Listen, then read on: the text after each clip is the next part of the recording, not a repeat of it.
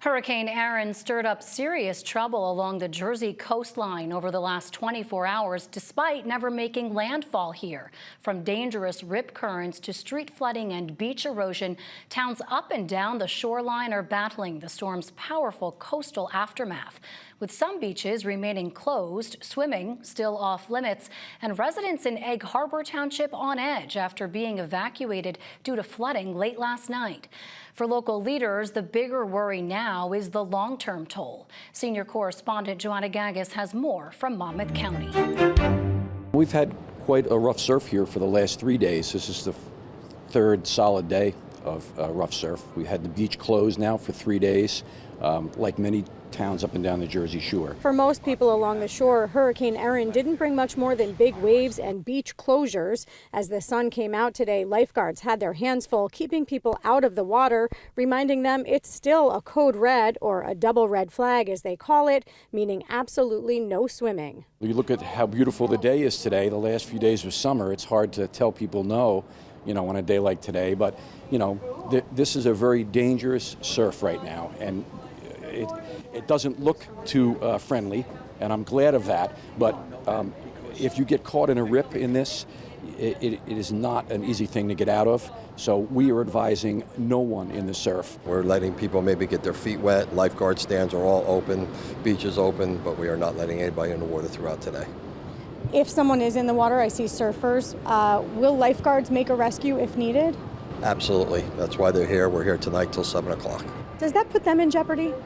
Yes, it does. I mean, they're highly trained and everything, but anytime you go into water with these surf conditions, it does put them in jeopardy. And unfortunately, people don't listen to the warnings or anything, and they still try to get in. For some beach towns, chasing people out of the water will be the worst of the storm. But for others, flooding and beach erosion are the more stark reality. Some towns last night saw waves crashing over the seawall onto the street.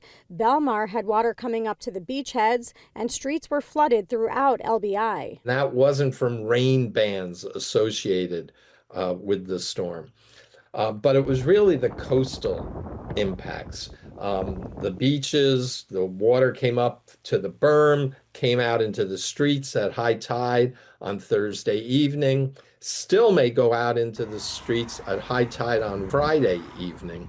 The water heights down in Cape May came just within a couple of inches of being considered a major coastal flood. New Jersey state climatologist Dave Robinson says the impacts of Hurricane Erin will be long-lasting. That storm really churned up the Atlantic, and it's going to take some time for it to calm back down. So people along the coast are still going to have some high tides as we go Friday, even into Saturday, rip currents for sure, and some pretty good wave heights. I mean, we had 6-10-foot wave heights along and near the coast. Good for the surfers, bad for the shore. Several towns had significant beach erosion, like Upper Township in Cape May County, where the mayor said part of his coastal town simply has no more beach. On the northern part of New Jersey's shore, Monmouth Beach Mayor Tim Summers is concerned about the amount of sand his town lost this past week. We know for sure we've lost about 50% of the beach we currently we had about 72 hours ago.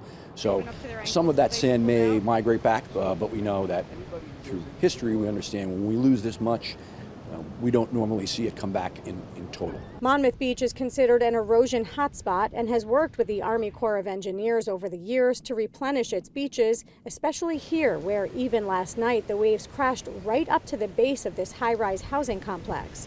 A spokesperson for the Department of Environmental Protection said the office expects to begin post-storm inspections of beaches tomorrow, focusing on areas that typically experience erosion. And Republican Congressman Jeff Van Drew said he's been in touch with federal agencies so that if there is any damage along our shore, we will have the resources and support we need. But Summers says FEMA budget cuts have him worried they won't get relief. Some 3/4 of the funding has been stripped away from this year's Army Corps projects. And so this is going to have an impact, not just in New Jersey, but all along the coast of the United States. If you were planning on a beach weekend, there's still hope for the water to open up. Emergency management teams say they'll be out here early in the morning looking at wind conditions, whether the surf is coming down, and of course how strong the rip currents are. They know you want to be in the water, but safety has to come first. In Long Branch, I'm Briana Vannozzi, NJ Spotlight News.